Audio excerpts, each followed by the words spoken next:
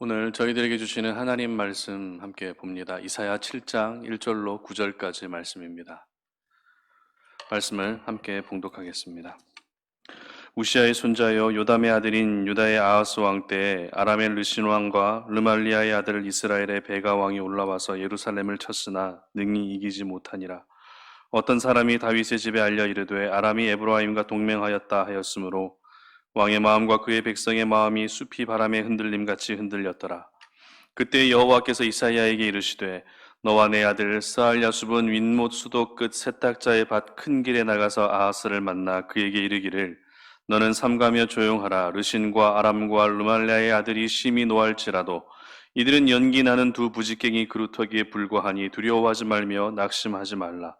아람과 에브라임과 르말랴의 아들이 악한 꾀로 너를 대적하여 이르기를 우리가 올라가 유다를 쳐서 그것을 쓰러뜨리고 우리를 위하여 그것을 무너뜨리고 다브엘의 아들을 그 중에 세워 왕으로 삼자 하였으나 주 여호와의 말씀이 그 일은 서지 못하며 이루어지지 못하리라. 대저 아람의 머리는 다메섹이요 다메섹의 머리는 르신이며 65년 내에 에브라임이 패망하여 다시는 나라를 이루지 못할 것이며 에브라임의 머리는 사마리아요 사마리아의 머리는 르말리아의 아들이니라. 만일 너희가 굳게 믿지 아니하면 너희는 굳게 서지 못하리라 하시니라. 아멘. 굳게 믿어야 굳게 설 수 있다라는 제목으로 말씀 전합니다. 신비의 철학자이며 인생 철학의 아버지라 불리는 제임스 알렌이라고 하는 사람이 쓴 원인과 결과의 법칙이라고 하는 책이 있습니다. 100년이 넘도록 전 세계 수천만 명의 인생을 변화시킨 베스트셀러인데요. 제임스 알렌이 이 책을 통해 독자들에게 하고자 하는 핵심은 책 제목처럼 모든 결과에는 원인이 있기 마련이다라는 것입니다. 지나가듯 했던 10년 전의 생각도 지금의 결과에 대한 원인이 될 수 있고 습관적인 어떤 삶의 모습도 지금의 결과에 대한 원인이 된다라는 것입니다. 그래서 그는 이렇게 이야기합니다. 인간의 행동은 생각의 결과이며 인간의 행복이나 불행은 행동의 결과이다. 만약 당신이 어찌할 바를 모르고 불행하며 불안하거나 비참하다면 당신 자신을 돌아보라. 모든 괴로움의 근원은 당신 자신에게 있기 때문이다. 그리고 목적 달성의 성공과 실패의 여부는 자신의 생각이 어떠한가에 달려 있다. 그만큼 결과에 대한 원인에 있어서 자기 자신의 행동과 생각 그리고 습관이 차지하는 비중이 절대적이다라는 것이 이 책의 주된 내용입니다. 우리 주변에는 원인과 결과를 설명할 수 있는 다양한 사례들이 있습니다. 예를 들면 잠이 부족하면 몸이 피곤해진다라는 것도 원인과 결과를 설명할 수 있는 사례가 되겠죠. 그리고 많이 먹으면 살이 찐다라는 것도 원인과 결과에 대한 설명이 될 수 있습니다. 그리고 개인 방역을 지키지 않으면 코로나19에 감염이 될 수 있다라는 것도 원인과 결과에 대한 설명이 되는 것이죠. 이처럼 모든 결과에는 그 결과가 나올 수밖에 없는 원인이 있기 마련입니다. 그런데 오늘 본문에서도 역시 원인과 결과를 설명해 주고 있는 한 가지 표현이 등장하고 있습니다. 그것은 바로 9절 하반절에 기록된 너희가 굳게 믿지 아니하면 너희는 굳게 서지 못하리라 하시니라. 바로 이 말씀입니다. 바꾸어 말하면 오늘도 우리가 굳게 서 있기 위해서는 굳게 믿어야 된다라는 것입니다. 여기서 굳게 믿는다는 것은 원인과 결과 중에 무엇을 말합니까? 원인을 이야기합니다. 그리고 굳게 서게 된다는 것은 결과를 이야기하는 것입니다. 오늘 이 말씀은 하나님께서 이사야 선지자를 통해서 유다의 아하스 왕에게 하셨던 말씀을 기록하고 있습니다. 결국 아하스 왕이 굳게 믿게 되면 아하스 왕뿐만 아니라 남유다 왕국이 굳게 설 수 있지만 아하스 왕이 굳게 믿지 않는다면 어떻게 됩니까? 남유다 왕국도 굳게 서지 못하게 될 것이다 라고 하는 이러한 말씀이었던 것입니다. 그런데 저희들이 한 가지 생각해 봐야 할 것은 원인과 결과 중에 사람들은 무엇을 더 중요하게 여길까요? 원인을 더 중요하게 여깁니까? 결과를 더 중요하게 여깁니까? 바로 결과를 더 중요하게 여긴다라는 것입니다. 상대적으로 원인보다 결과를 더 중요시하는 것이 바로 저희들의 모습인 것입니다. 그러나 좋은 결과가 있기 위해서는 그 원인부터 차근차근 만들어가고 세워 나가야 하는 것이죠. 특별히 오늘 본문에서 굳게 선다는 것은 세계의 열강들의 계속되는 공격과 침략 가운데서도 흔들리지 않게 될 것이다 라고 하는 이런 의미를 가지고 있습니다. 이것을 저희들에게 적용하게 되면 오늘도 세상의 공격들, 유혹들, 그리고 여러 가지 위기 가운데에서도 흔들리지 않을 수 있는 방법은 무엇이라고요? 굳게 믿을 때 세상 속에서도 흔들리지 않고 살아갈 수 있게 된다는 것입니다. 그렇다면 흔들리지 않고 굳게 설 수 있기 위해서는 우리가 무엇을 믿을 때 그것이 가능해지는 것인지 구체적으로 생각해 보도록 하겠습니다. 첫 번째는 하나님이 하셨음을 굳게 믿어야 된다라는 것입니다. 1절 말씀인데요. 다 같이 한번 봅니다. 우시아의 손자여 요담의 아들이 유다의 아하스 왕 때 아람의 르신 왕과 르말리아의 아들 이스라엘의 베가 왕이 올라와서 예루살렘을 쳤으나 능히 이기지 못하니라. 아멘. 자, 오늘의 본문을 정확하게 이해하기 위해서는 당시 이 시대적 배경, 국제 정세를 좀 알 필요가 있는데요. 잠시 여러분들이 별로 좋아하지 않으시는 이 고대 역사를 잠시 말씀드리겠습니다. 잠시만 집중해 보십시오. 당시 세계의 패권은 아수르라고 하는 나라가 쥐고 있었습니다. 이 아수르는 영토를 확장하기 위해서 아수르의 남쪽에 위치하고 있는 이스라엘 땅까지 넘보고 있었는데요. 그런데 이 이스라엘과 위에 있는 북쪽에 있는 아수르 사이에는 어떤 나라가 있었는가 하면 아람이라고 하는 나라가 있었습니다. 그러다 보니 아수르가 계속 이스라엘을 공격하기 위해 남하하게 되면 이스라엘도 이스라엘이지만 아람까지 침공할 수밖에 없는 그런 상황이었던 것이죠. 그러자 위기의식을 누가 느끼게 됩니까?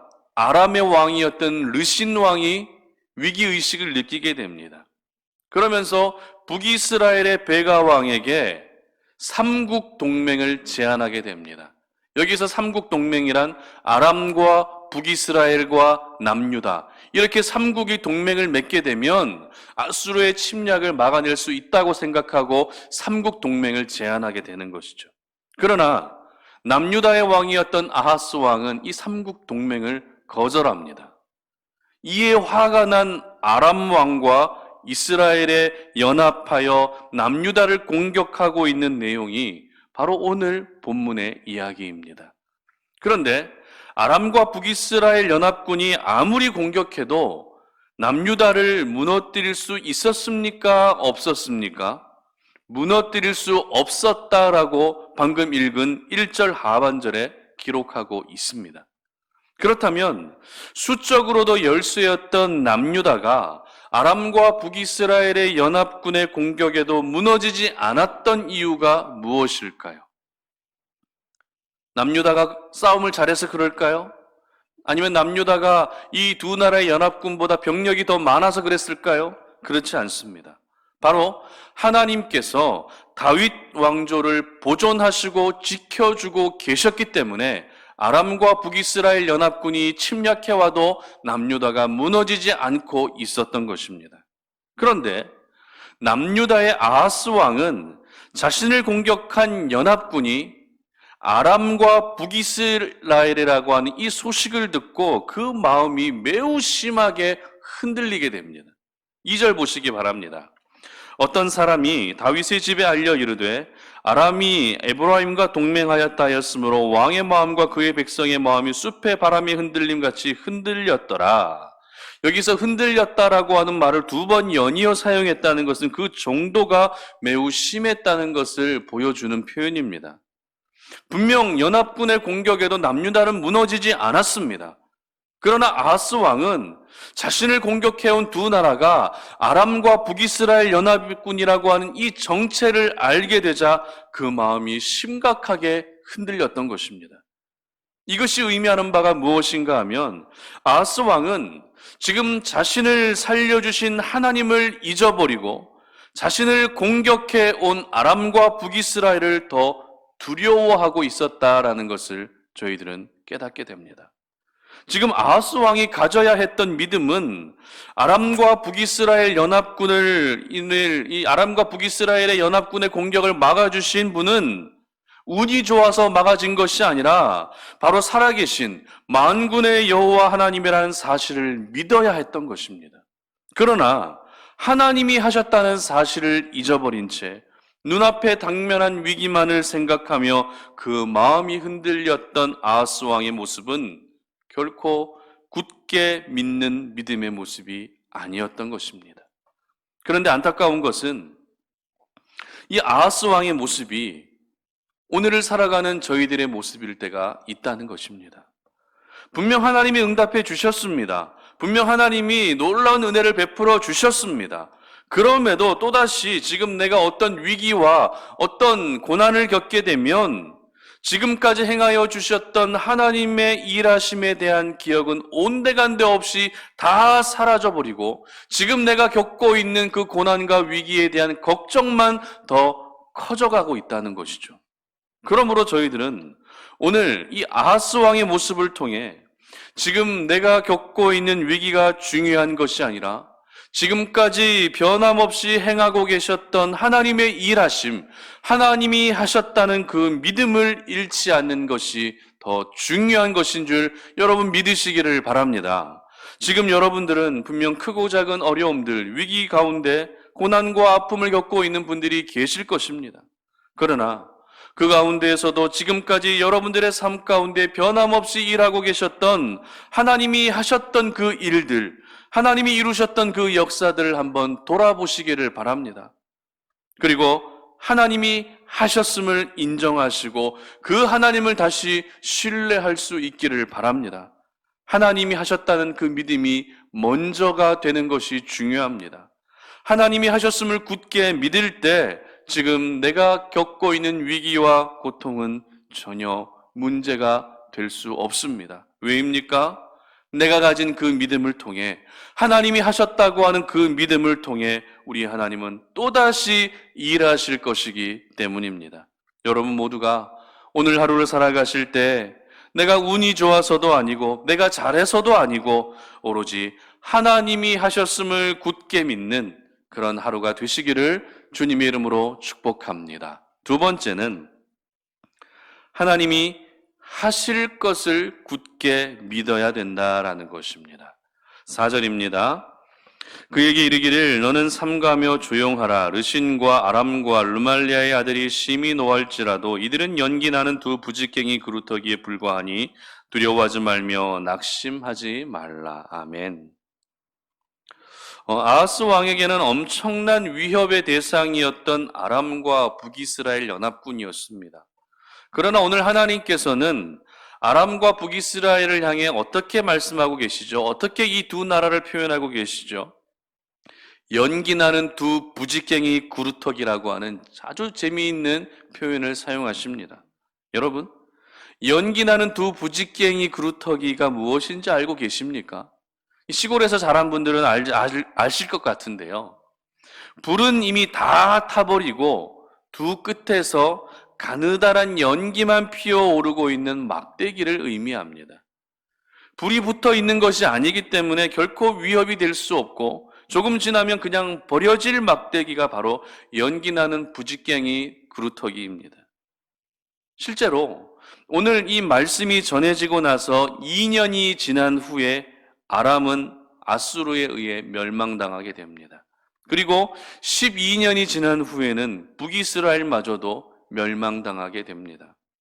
아하스 왕의 마음이 흔들릴 정도로 두 나라는 위협의 존재였지만 그 위협의 존재들 모두 멸망의 길을 걷게 된다는 것이죠. 여기서 저희들이 기억해야 할 것은 아수르라고 하는 이방 강대국뿐만 아니라 아람과 북이스라엘이라고 하는 남유다의 위협적인 나라들마저도 하나님의 주권 아래 있음을 저희들은 기억해야 합니다. 다시 말해 우리 하나님은 역사의 주관자가 되시는 줄 믿으시기를 바랍니다. 역사의 주관자가 되시는 하나님이 오늘 이사야 선지자를 통해 아하스 왕에게 말씀하셨던 것이 무엇입니까? 어떻게 말씀하셨죠? 너희가 굳게 믿지 않으면 너희는 굳게 서지 못할 것이다 라고 말씀하신 것입니다. 그러므로 오늘 아하스 왕이 가져야 했던 두 번째 굳은 믿음은 하나님이 하실 것을 믿는 그 믿음이었던 것입니다. 첫 번째 가져야 했던 믿음은 하나님이 하셨음을 믿는 믿음이고, 두 번째 가져야 했던 믿음은 하나님이 하실 것을 믿는 그런 믿음이었던 것이죠. 여기서 하나님이 하실 것이란 구체적으로 어떤 일들입니까? 남유다에게 위협이 되는 나라들, 지금 아하스 왕의 마음이 흔들릴 만큼 위협과 위기의 모든 상황들을 하나씩 하나씩 정리해 주시는 것이 하나님이 하실 일이었습니다. 그리고 세계 열강들 가운데서도 무너지지 않고 그 나라를 견고하게 세워가실 것이 바로 하나님이 하실 일이었던 것입니다.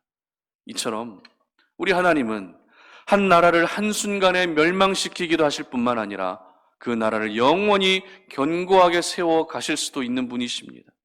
그런 하나님은 여러분의 가정과 일터와 교회, 그리고 여러분 개개인의 삶까지도 한순간에 무너뜨릴 수도 있지만 반대로 견고하게 세워 가실 수 있는 분이심을 믿으시기를 바랍니다. 그러므로 오늘 저희들이 가져야 할 굳은 믿음이란 하나님이 하실 것을 믿는 그 믿음인 것입니다.